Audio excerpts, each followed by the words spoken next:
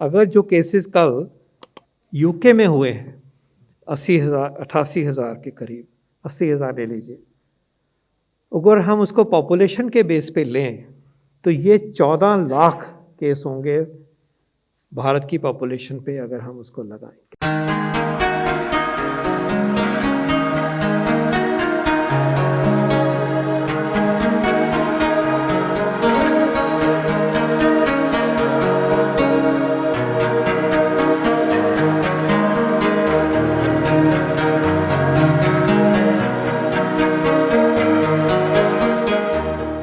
You are aware also from the information in the public domain that situation in many parts of the world, in particular parts of Africa and but also in particular in Europe, has gone worse compared to when we met last. ये delta से हो रहा है, partly Omicron से हो रहा है, ऐसा ही दिखाई दे रहा है, बट द फैक्ट रिमेन्स कि यूरोप के देश एक बहुत ही सीरियस परिस्थिति से गुजर रहे हैं। ये इसके बावजूद भी हो रहा है कि वहाँ पे 76-80% एटलीस्ट पार्शल वैक्सीनेशन का कवरेज हो चुका है, और ये इसके बावजूद भी हो चुका है कि वहाँ पे काफ़ी हद तक डेल्टा की वेव हो गई थी, हो रही थी। ये एक नया सिनेरियो एपिडेमियोलॉजिकली हमारे सामने इमर्ज हुआ है। ओमिक्रॉन का इसमें योगदान ज़रूर है, लेकिन वो 2.4% है, कितना है ये जैसे जैसे आगे बढ़ेंगे इमर्ज होगा। मैं कुछ इसको फिगर से समझाना चाहूँगा।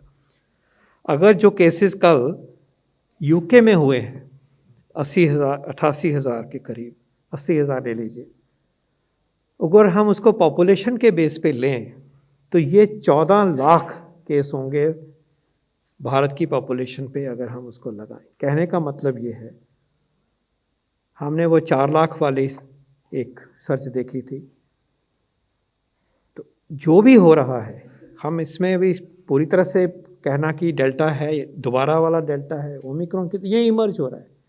लेकिन the fact is at this very time the surge being experience in UK is to the tune of 14-15 lakh per day.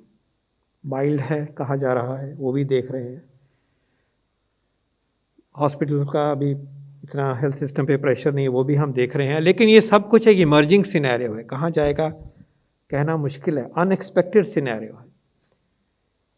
इसी प्रकार अगर हम फ्रांस में देखें, वहाँ 80% वैक्सीनेशन का पार्शियल कवरेज है कम से कम, तो 13 लाख उसी को ट्रांसलेट करें तो केसेस के बराबर हो जाता है, जो कि उनकी पॉपुलेशन के हिसाब से 65,000 पर डे है।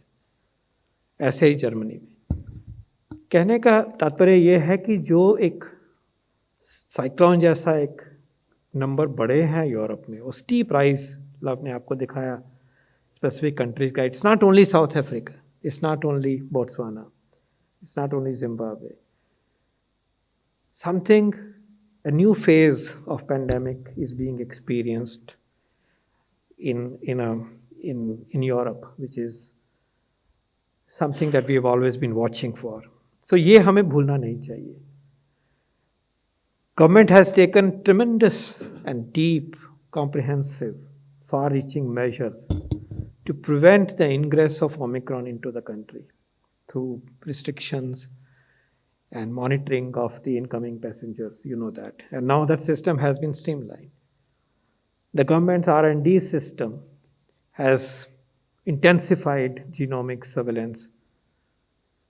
और ओमिक्रॉन में एक खास बात यह है कि अब जीनोमिक ही हो जाता तभी पता चलता, उससे पहले उसके चेहरे पे लिखा ही नहीं है कि इस इन्फेक्शन जो RT-PCR में आई है उसमें, इसका मतलब है डिले भी होती है, पता चलने में भी देर रहेगी। जब तक पिक्चर सामने आएगी कई कुछ हो चुका होगा। वो यहाँ का है, वो यहाँ जाके दिखाई देता है। India perform genomic sequencing as the second highest in the world we believe, but that has been intensified, that has been systematized, that has been made strategic and smart, but every individual cannot be tested. And in any case, as I said, it takes time. You take the sample today, then there is a processing. It's a sophisticated thing. It's a surveillance tool. It's a pandemic assessment and tracking tool. It is not a diagnostic tool as of now.